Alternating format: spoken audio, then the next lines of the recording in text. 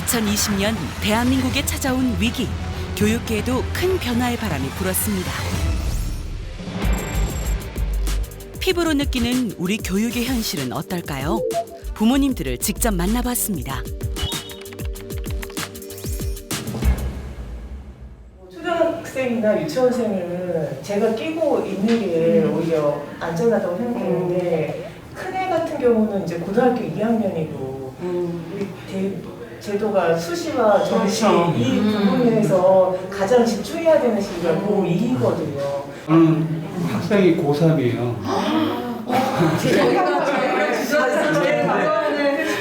저는 이제 뭐 출근하고 나오니까 뭐 어쩌다가 이렇게 보면 좀 불쌍해 보여요, 그냥. 그 중간고사는 어떻게 하냐 그랬더니만 모르겠어요, 뭐 그냥. 그게 자기주도 학습이 되고 그다음에 이제 자기가 알아서 공부할 수 있는 그런 수준의 아이들은 지금 기회라는 거예요. 격차가 벌어지는 걸 우리도 이미 다 알고 있잖아요.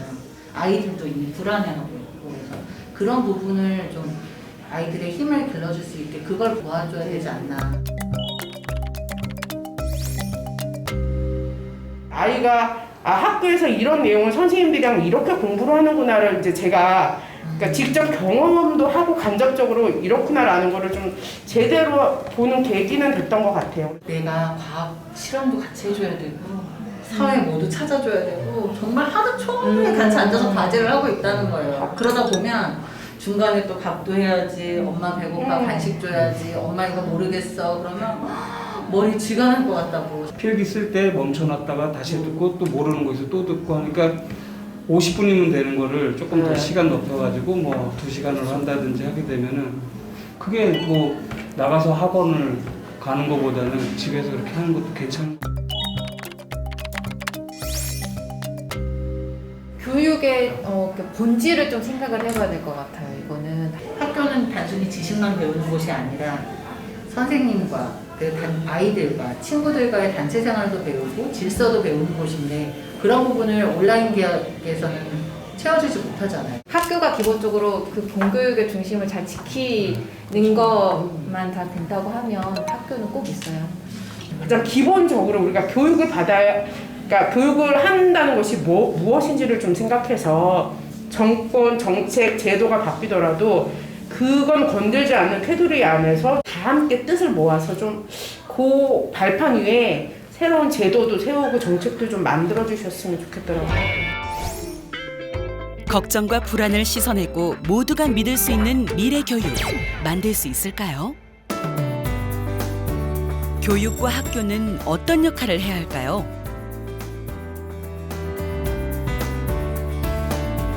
미래 교육에 대한 본격적인 해법 찾기가 시작됐습니다.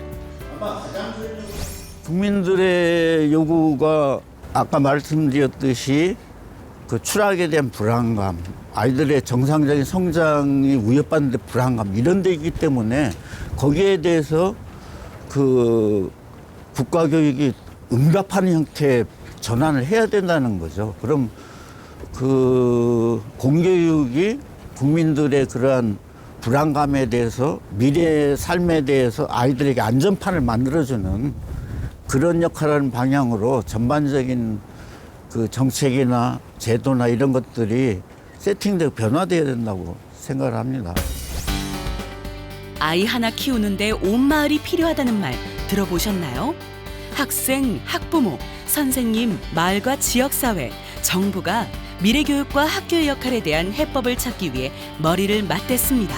이 온라인 수업이 적용할 수 있는 학교 교육의 다양한 영역이 생겨났다. 고교 학점제 도입 과정에서 발생하는 여러 가지 논란의 해결책을 여기서 찾아볼 수 있지 않을까? 또 우리 학생들의 다양한 선택권을 보장하는 방법을 온라인에서 찾을 수 있겠구나. 교사가 이제는 학생의 성장과 발달을 돕는 안내자 역할을 하는 동시에 또 발달 단계에 맞추어서 심리적인 어려움을 겪고 있는 뭐 개인의 어려움일 수도 있고 학생이 겪는 가정의 어려움일 수도 있고 사회적 어려움일 수도 있는데 이런 것들을 충족시키기 위한 교사의 역량이 필요한 시대를 우리는 진입하고 있다. 교육 현장의 목소리에 가장 먼저 귀를 기울여 봅니다. 학교가 입시의 대비를 잘 해줘야 한다는 커다란 목소리조차도 네. 우리에게 있습니다. 공공서를 향한 목소리도 있지만 그 욕망을 분출하는 목소리, 이 제어되지 않는 여러 가지의 모든 것들이 학교 현장으로 왔을 때 과연 이것들이 과연 얼만큼 우리는 수용 가능하게 실현될 수 있는가? 이 교육에 대한 책임만을 부여줄 것이 아니고 이 교육과정을 성취해 나갈 수 있는 권한은 학교와 교사들에게 줘야 되는 것이 아닌가. 학교가 책임을 갖고 또 권한을 가지고 이 시스템을 적용해 나갈 수 있는 그런 밭을 마련해 주고.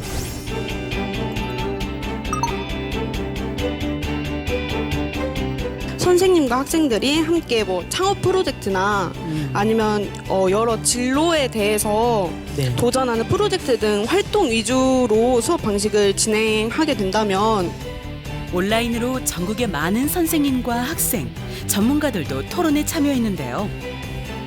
함께 소통하고 연대하면 새로운 길을 만들 수 있다는 희망이 생겼습니다. 문재인 정부는 출범 이후 포용, 혁신, 공정, 미래의 가치를 실현할 수 있는 교육 정책들을 추진해 국민이 체감할 수 있는 변화를 만드는 데 집중했는데요. 특히 부모님들의 불안과 부담을 덜어드리기 위한 교육의 공공성 강화 정책들이 많았습니다. 아직은 부족하지만 현장에서 조금씩 결실을 맺고 있는데요.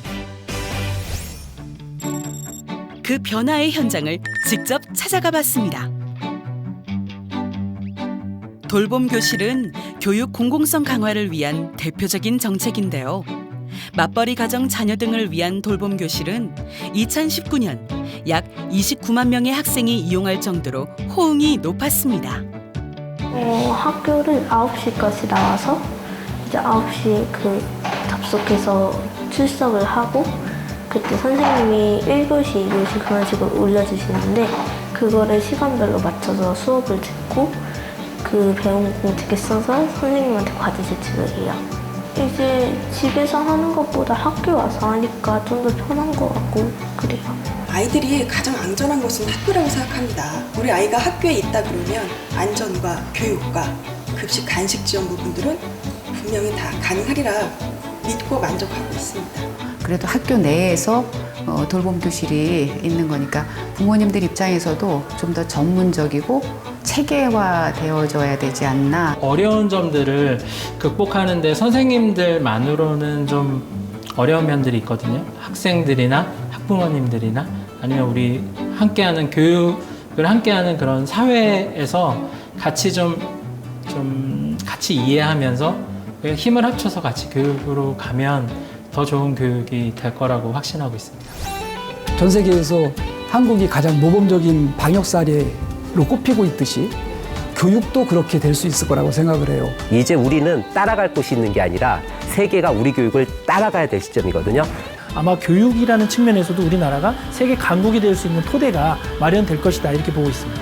540만의 학생이 동시에 원격 수업으로 개학을 해서 이렇게 추진하는 것이 세계 최초 아니겠습니까? 우리 사회가 위험사회에 대응하는 어떤 안전판수의 국가 이런 전환을 했어야 되는데 그런 전환이 늦었던 거죠. 문재인 정부가 들어섰고 기본적으로 그런 데 대한 대응을 하라고 요구받은 정부이기 때문에 그런 쪽에 어떤 준비가 좀 돼 왔던 거죠.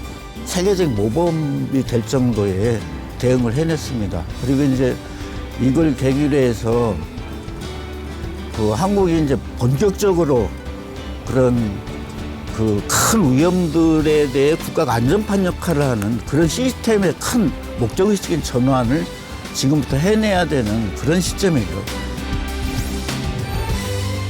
모두가 함께한다면 더 나은 미래 교육으로의 전환 해낼 수 있습니다.